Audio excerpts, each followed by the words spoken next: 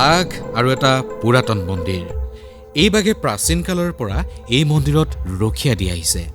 শুনি হয়তো আপুনি আচৰিত হৈছে, হয়তো ভাবিছে মন্দিৰৰ ৰখীয়া দিছে বাঘে, এয়া আকৌ কেনে কথা?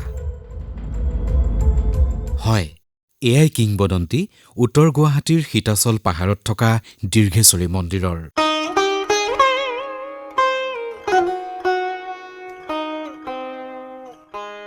প্ৰবাদ অনুসৰি এই মন্দিৰৰ দেৱীৰ বাহন হ'ল বাঘ। কোৱা হয় যে এই বাঘে বিচৰণ কৰে দেৱী মন্দিৰৰ ওচৰে পাজৰে। সন্তৰ্পণে দেৱী মন্দিৰৰ তদাৰকী কৰে এই বাঘে। মন্দিৰত কাম কৰি অহা বিভিন্ন পুৰোহিতে এই বাঘ দেখা বুলি দাবী কৰে। অনেক পুৰোহিতে নিশাৰ ভাগত ইয়াত বাঘৰ গোজৰণি শুনা বুলিও কয়। আজিৰ পৰা প্ৰায় 2 বছৰৰ পূৰ্বে এই মন্দিৰৰ প্ৰাংগণত কি হৈছিল শুনো আহক এজন পুৰোহিতৰ পৰা। বাঘটো মই একদম হলাহল এটাই দেখা পাইছো, এইখন দৰ্জা খুলি দিয়ে মই চিধা আগে বাঘটো দেখা পালো। ঢেকে বেতিয়া এই নাহৰ ফুটি নহয়, ছাগলী এটা পেঁটকে উঠাৰ লগে লগে দৰ্জাখন খুলিয়ে টৰ্চটো হাতত লৈ মই মাৰি দিলোঁ যিটো বাঘটো।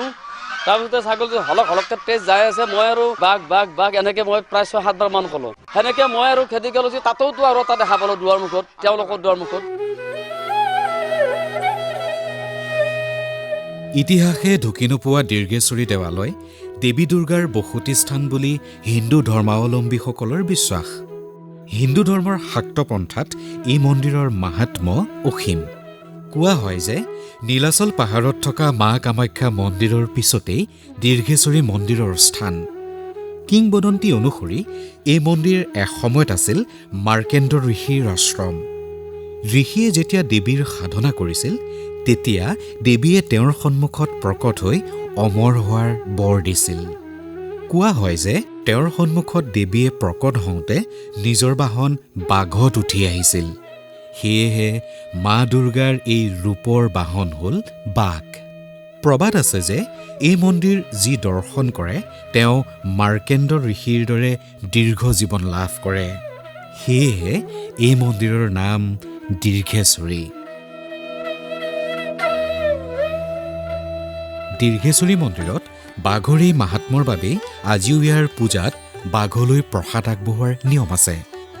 মূল মন্দিৰৰ প্ৰৱেশদ্বাৰত দেৱীৰ বাহন ঢেকীয়াপতীয়া বাঘৰ এটা প্ৰতিমূৰ্তি আছে। দেখিলে এনে লাগে যেন এই বাঘেই মন্দিৰৰ মূল ৰখীয়া। প্ৰবাদ অনুসৰি মন্দিৰৰ পূৰ্বৰ বহু পুৰোহিতৰ সৈতে চৌহদৰ ৰখীয়া এই বাঘৰ ঘনিষ্ঠ বন্ধুত্ব গঢ়ি উঠিছিল। পূজাত আগবঢ়োৱা বলি এটাৰ অংশ বাঘে গ্ৰহণ কৰিছিল। আনকি শীতকালত ৰাতি বাঘ আৰু পুৰোহিতে একেলগে জুই পুৱাইছিল বুলিও প্ৰবাদ আছে। এই সন্দৰ্ভত মন্দিৰৰ প্ৰাক্তন দলৈ শশীন্দ্ৰ ভট্টাচাৰ্যই কি কয় শুনো আহক। বাঘ আহি দেৱীৰ যি বলি দিয়ে তাৰ ৰুধি গ্ৰহণ কৰি গুচি যায়।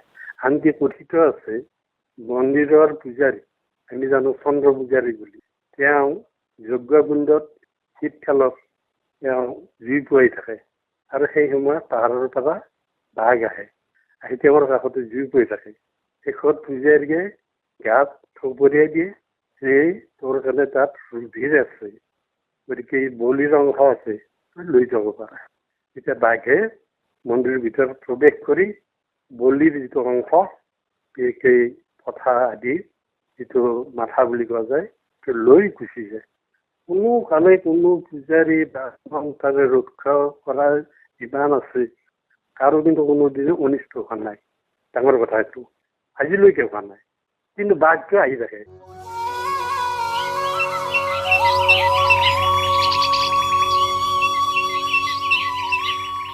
উত্তৰ গুৱাহাটীৰ বিস্তীৰ্ণ ব্ৰহ্মপুত্ৰৰ পাৰৰ মনোৰম প্ৰাকৃতিক পৰিৱেশৰ মাজত এটা সুউচ্চ পাহাৰত অৱস্থিত দীৰ্ঘেশ্বৰী মন্দিৰ। কোৱা হয় যে প্ৰকৃতিৰ এই নয়নভিৰাম শোভাৰ মাজতে মাৰ্কেণ্ড মুনিয়ে ইয়াতেই মাৰ্কেণ্ড পুৰাণ ৰচনা কৰিছিল। এই পুৰাণ হিন্দু ধৰ্মৰ শাক্ত পন্থাৰ এখন অতিশয় গুৰুত্বপূৰ্ণ ধৰ্মগ্ৰন্থ। এই গ্ৰন্থৰ দেৱী মাহাত্ম্য নামৰ অংশত শাক্ত পন্থাত অসম তথা উত্তৰ পূৰ্বাঞ্চলৰ বিষয়ে উল্লেখ আছে বুলি পণ্ডিতসকলে কয়। দীৰ্ঘেশ্বৰী দেৱালৰ পূৰ্বৰ দলৈ আৰু এই মন্দিৰৰ বিষয়ে বিশদ গৱেষণা আৰু অধ্যয়ন কৰা শচীন্দ্ৰ ভট্টাচাৰ্যই এনেদৰে কয়। এই মাৰ্কণ্ডেয় পুৰাণখন হ'ল যি পুৰাণ আছে মুঠ 18খন। সেই 18খনৰ 7ম নম্বৰ যিখন পুৰাণ সেইখন হ'ল মাৰ্কণ্ডেয় পুৰাণ। মাৰ্কণ্ডেয় মুনি তাতে আশ্ৰম পাতি থাকি তেওঁ পূজা পাতলো কৰিছিল আৰু তেওঁ তাতে পুৰাণখন লিখিছিল আৰু সেইখন হ'ল মাৰ্কণ্ডেয় পুৰাণ। আৰু এটা কথা আছে যে তেওঁ মৃত্যুঞ্জয় যিটো মন্ত্ৰ বুলি কোৱা যায়, সেই মৃত্যুঞ্জয় মন্ত্ৰ গোটেই ভাৰত বিখ্যাত। শুনিব পাৰে, হেৰিবিলাকত আছে, কেছেট আছে।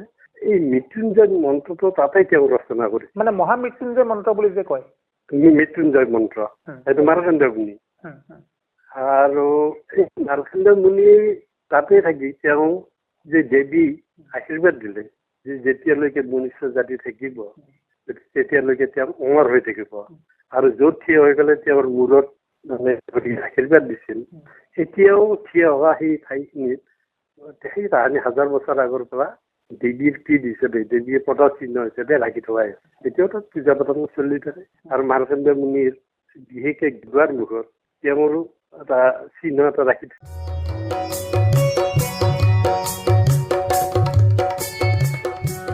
মন্দিৰত পূজা অৰ্চনা কৰিবৰ বাবে পশ্চিমবংগৰ নদিয়াৰ পৰা পুৰোহিত অনা হৈছিল।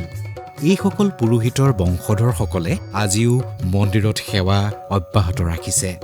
পূৰ্বে দীৰ্ঘেশ্বৰী মন্দিৰৰ পাহাৰত বাঘ ওলাই বুলি থকা প্ৰবাদৰ বাবে মন্দিৰত ভক্তৰ সমাগম কম আছিল, কিন্তু বৰ্তমান প্ৰায়ে ভক্তৰ সমাগম হয় এই মন্দিৰলৈ। এতিয়া ভক্তৰ সমাগম বেছি হোৱাৰ বাবে ইয়াত এতিয়া দিনৰ দিনটো পূজা অৰ্চনা কৰা হয়। এই মন্দিৰলৈ ভক্তৰ সমাগম ইমান বেছি যে মন্দিৰৰ কৰ্তৃপক্ষই 1000 মানুহে ভোগ গ্ৰহণ কৰিব পৰাকৈ ভোগঘৰ নিৰ্মাণ কৰি উলিয়াইছে। শিলিগুৰি নামৰ এখন বিল আছিল আৰু মন্দিৰৰ নামত প্ৰায় 900 বিঘা মাটি আছিল। দীৰ্ঘেশ্বৰী দেৱালয় এখন আছে, বিল আছে, আৰু সেই দেৱালৰ পাহাৰৰ ওপৰত হেৰি আছে, গছ গছনি আছে, আৰু ভোগধনী বুলি মাটি, কৃষি মাটি আছে, ভূমি। সেই ভোগধনী মাটিয়ে কৃষি যিটো, তাৰ পৰাই যিটো ধান চাউল আহে আৰু শাল গছ, গমাৰি আদি চেগুন বিক্ৰী কৰি তাৰ পৰা যিটো ৰাজহ হয়, আগৰ দিনত শিলিগুৰি বিলৰ পৰা যিটো মাছ আৰু এই ভক্তসকলে যিটো বলি বিধান দিয়ে, সেই লৈ পেলাই যিটো এটা ভোগ বজায়, বেলেগ কোনো দেৱালত নাই। তাত কিন্তু যিমান দৰ্শনাৰ্থীয়ে যায় সেই ভোগটো প্ৰত্যেকে পাব লাগিব। আৰু সেই ভোগটো খোৱাৰ কাৰণে এটা ভোগঘৰ আছে, 1000 মানুহ একেলগে বহিব, আৰু এই ব্যৱস্থাটো তাহানি যুগৰ পৰা আছে।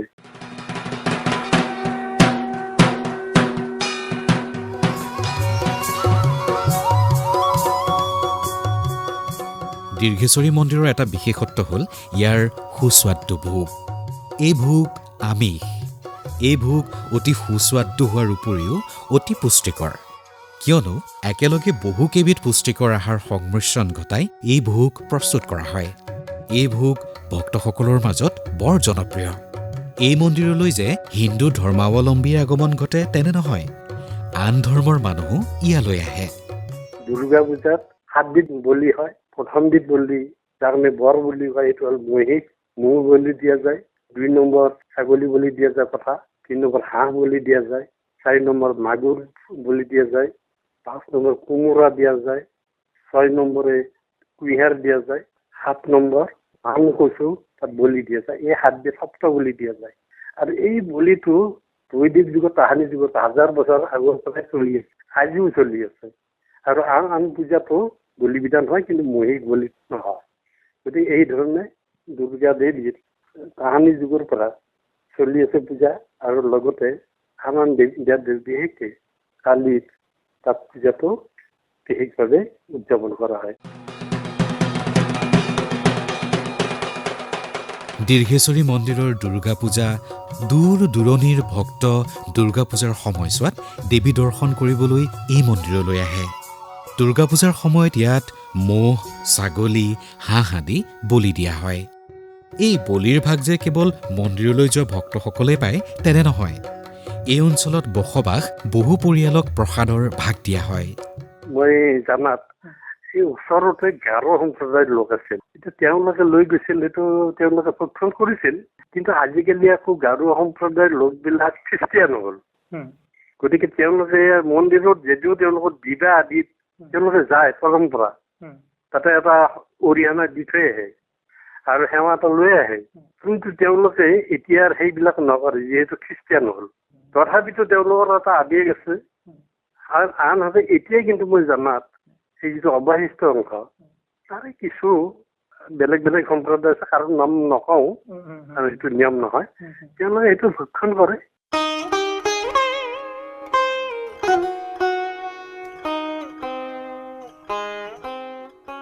কিন্তু স্বাভাৱিকতে প্ৰশ্ন উঠে যে কিমান পুৰণি এই মন্দিৰ। আহোম স্বৰ্গদেউ শিৱসিংহৰ নিৰ্দেশত তৰুণ দুৱৰা বৰফুকনে এই মন্দিৰ নিৰ্মাণ কৰিছিল। পুৰাতত্ত্ববিদসকলৰ মতে এই মন্দিৰ নিৰ্মাণ হোৱাৰ পূৰ্বে ইয়াত আন এক মন্দিৰ আছিল। সেই মন্দিৰ প্ৰাক আহোম যুগৰ, অৰ্থাৎ সেই মন্দিৰ কমপক্ষেও 10ম বা 11শ শতিকাত নিৰ্মিত হ'ব।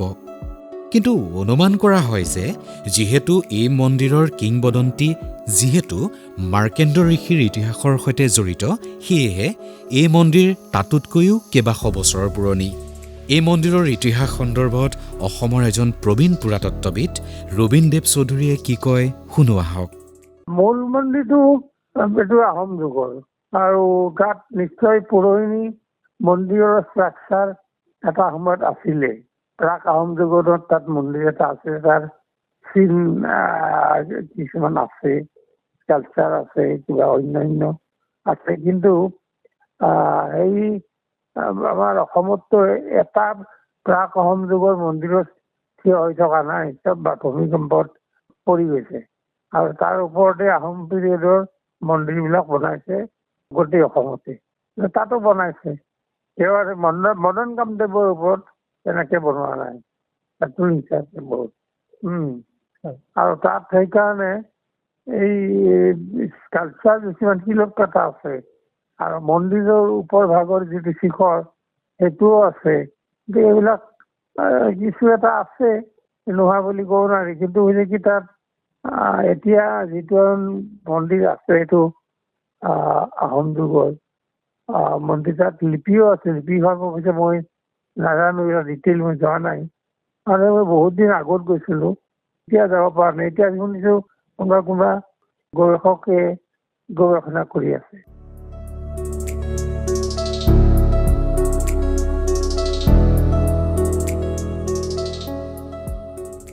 দীৰ্ঘেশ্বৰী মন্দিৰৰ ইতিহাস যে হিন্দু ধৰ্মৰ লগত জড়িত তেনে নহয়। এই ইতিহাস অসম অস্তিত্ব ৰক্ষাৰ যুঁজ হিচাপে জনাজাত শৰাইঘাট যুদ্ধৰ সৈতেও জড়িত। কোৱা হয় যে আহোম সেনাপতি লাচিত বৰফুকনৰ বৰ প্ৰিয় আছিল এই মন্দিৰ প্ৰাংগণ, কিয়নো ধৰ্মীয় মহত্বৰ লগতে এই মন্দিৰৰ আছে ৰণকৌশলগত গুৰুত্ব। দীৰ্ঘেশ্বৰী পাহাৰৰ পৰা নজৰ ৰাখিব পাৰি দূৰৈৰ শৰাইঘাটৰ গতিবিধি। কিংবদন্তি অনুসৰি সেনাপতি লাচিত বৰফুকনে সেয়েহে শৰাইঘাট যুদ্ধৰ সময়ত শত্ৰু মোগলৰ গতিবিধিৰ ওপৰত নজৰ ৰাখিবলৈ ব্যৱহাৰ কৰিছিল এই মন্দিৰৰ ওচৰৰ এডোখৰ ঠাই। এই ঠাইত আজিও আছে এটা প্ৰাচীন শিল। এই শিলত বহি হেনো বৰফুকনে শৰাইঘাটৰ ওপৰত নজৰ ৰাখিছিল। এই শিলচটা আজিও ফুকন বহা শিল বুলি জনা যায়।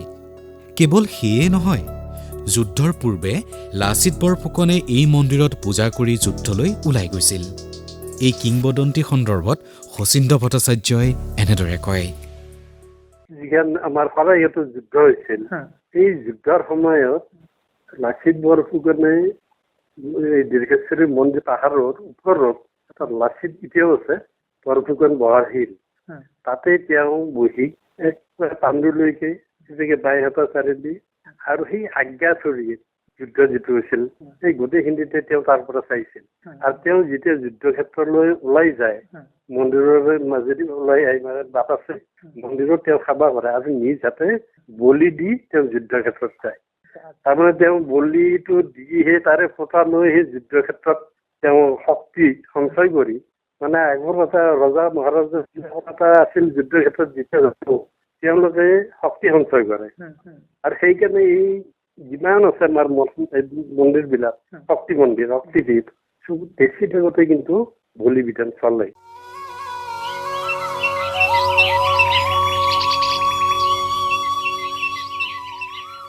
এয়া আছিল মানুহক দীৰ্ঘজীৱী হোৱাৰ আশীৰ্বাদ দিয়া দেৱী মন্দিৰ দীৰ্ঘেশ্বৰীৰ কাহিনী। যুগ যুগ ধৰি নানা ইতিহাস, নানা কিংবদন্তি সামৰি লুইতৰ পাৰত মূৰ দাঙি থিয় দি আছে এই মন্দিৰ। মহাবীৰ লাচিত বৰফুকনৰ স্মৃতি বিজড়িত এই মন্দিৰ যেন অসমীয়াৰ গৌৰৱৰে প্ৰতীকস্বৰূপ।